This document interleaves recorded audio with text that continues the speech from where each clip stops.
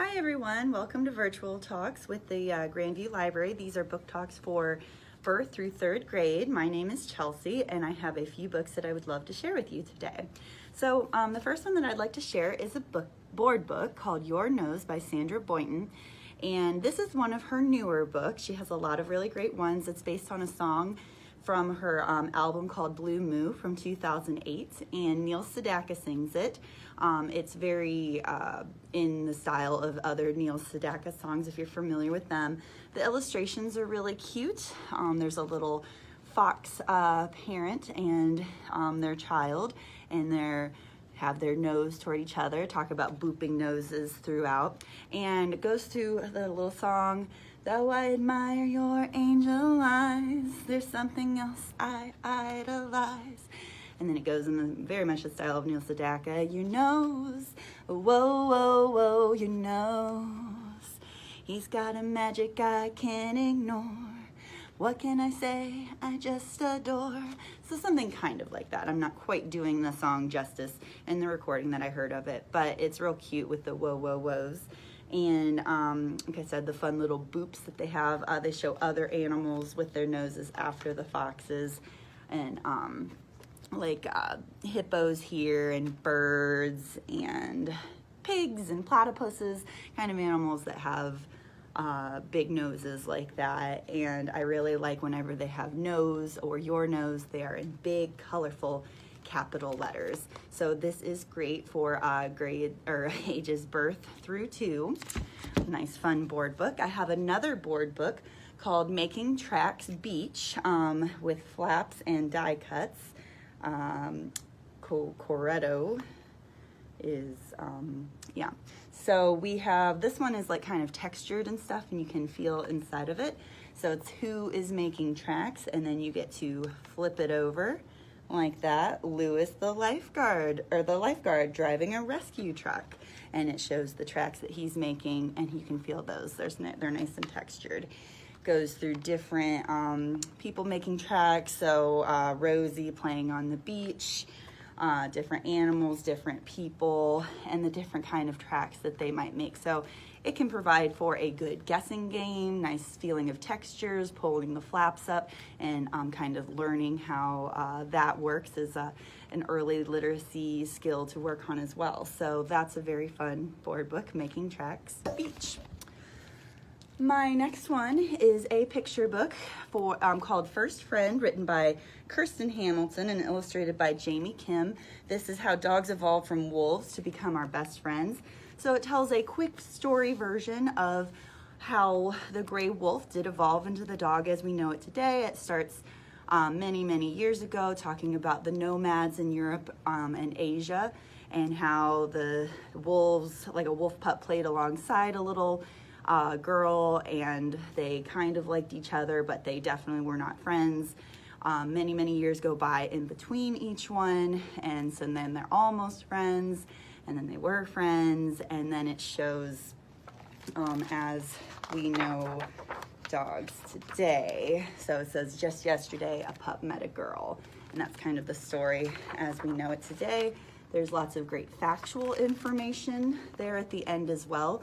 Talks about how a dog is still genetically 99.96% gray wolf, but they act very different from wolves, of course, and kind of goes into more factual information about how wolves likely did become domesticated over many, many, many years. It had said that it was between 18,000 and 32,000 years ago that some gray wolves started becoming hunting partners and friends, and then dogs like we know them today. So I would recommend this one for ages 3 through 6, especially if you like dogs or wolves. A couple more for you. This is a nonfiction one called Transportation from Then to Now, written by Carol Lawrence and illustrated by Ran Zhang. This was a fun nonfiction book illustrating and outlining the history of transportation and how it's really been a way to help with our communication throughout humanity. And it tells like very basic kinds of information, goes back to dugouts that Native Americans used in 8000 BCE. That's where the oldest one dates back to. It's in a museum now in the Netherlands.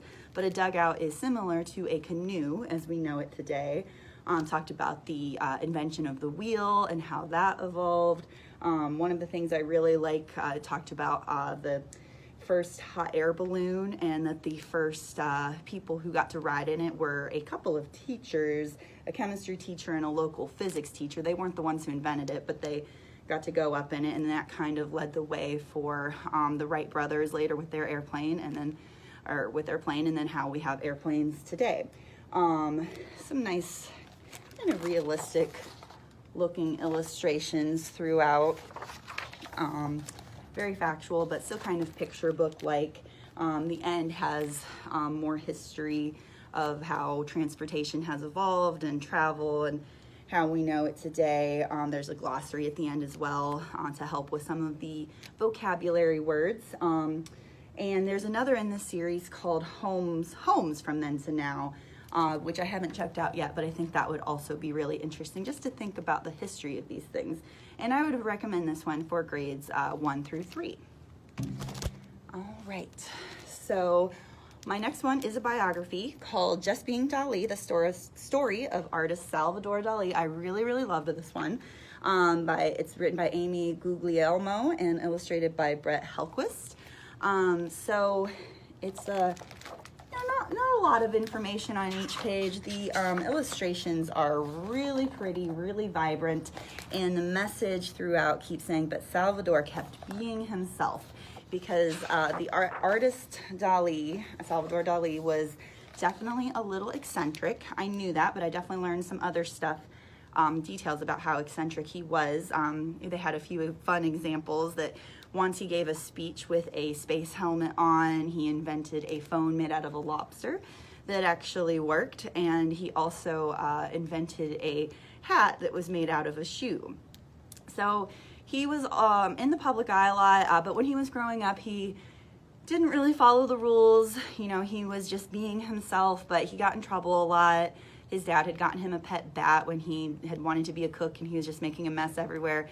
But he ends up going to the country one time because he's sick to recover there, and there's an artist who is there, and he ends up teaching him how to paint.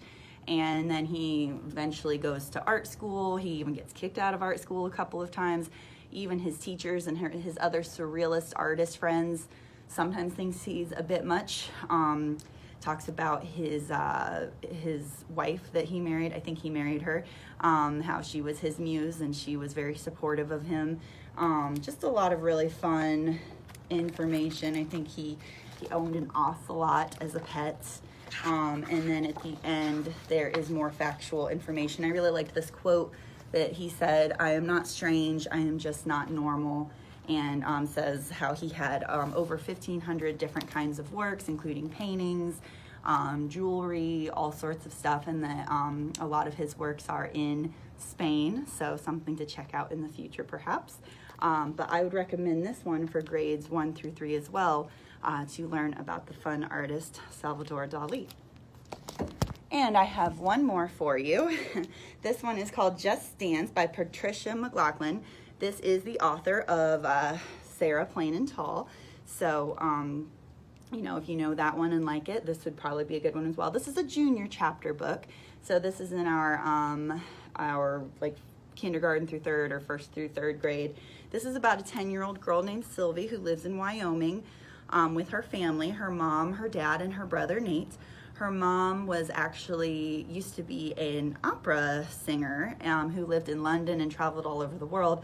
And Sylvie really can't understand why her mom would have left that wonderful, exciting life to come with her father and live in Wyoming on their farm. So she's kind of struggling with that. She thinks that maybe she and Nate and her dad are holding her mom back. She also ends up writing for the local paper. She really has a knack for writing, so she writes things that are going on in the community in poem form, which is interesting to read as well. And through different events, she kind of learns a lot about life and love and just her place in the world. So kind of a different story, different setting. I personally really love Wyoming and horses and I'm a musician, so I liked that she was talking about her mom being an opera singer as well. I thought that was just kind of a different kind of situation. It was a quick read, and I would recommend this for grades 2 through 4, really. So if you like Sarah Plan and Tall, this might be a good one as well. All right, that is all I have for you today. I hope you have a wonderful day, and make sure you are signing up for our summer reading club. It will be virtual this year on Read Squared. You can find more information about that on our Facebook page, and we can help you with that. So, and the library is currently open until 10 to 7, Monday through Thursday, 10 to 6 on Fridays, 10 to 5 on Saturdays, and 1 to 5 on Sundays. And our drive-through hours are the same as our in-building hours for browsing. So have a wonderful day. We'll see you for summer reading. Bye, everyone. Thanks for watching.